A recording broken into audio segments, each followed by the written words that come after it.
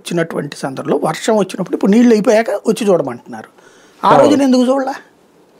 ఆ రోజున పిలవాల్సింది నువ్వు, అప్పుడు కదా పిలవాల్సింది. వెరీ సింపుల్, ఇంకెవ్వరు అక్కర్లేదు. వీళ్ళ మనిషే కదా ఆయన, మంతెన సత్యనారాయణ గారు. తెలుగుదేశం అభిమానే కదా ఆయన, మంతెన సత్యనారాయణ గారు.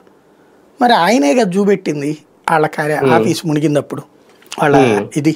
అప్పుడు అక్కడ వాళ్ళందరికీ కార్లు పెట్టి తీసుకుపోయారా లేదా, షిఫ్ట్ చేశారా లేదా, అదంతా విజువల్సే చూపించారు కదా. అప్పుడు లేదు అని అబద్ధం చెప్పారు కదా, మరి ప్రజలకి మోసం చేయడమే కదా. అప్పుడు లేదని చెప్పారా లేదా? అప్పుడు నీళ్ళు ఏడొచ్చినాయి చూపించండి, కళ్ళు పోయినాయా, అమరావతి మీద విష ప్రచారం అని అప్పుడు కూడా మాట్లాడారు కదా. మంత్రి సత్యనారాయణ వీడియో పెట్టాడు కదా.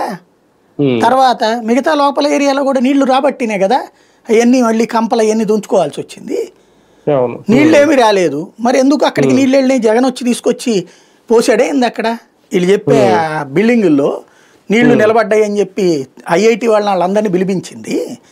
వర్షపు నీళ్ళ అయ్యి, లేకపోతే జగన్ ఏమన్నా పైపులు ఎట్టి పోసాడా అక్కడ నీళ్లు? వర్షం నీళ్ళకే నిండినాయనే కదా అక్కడ చెప్పింది మనం.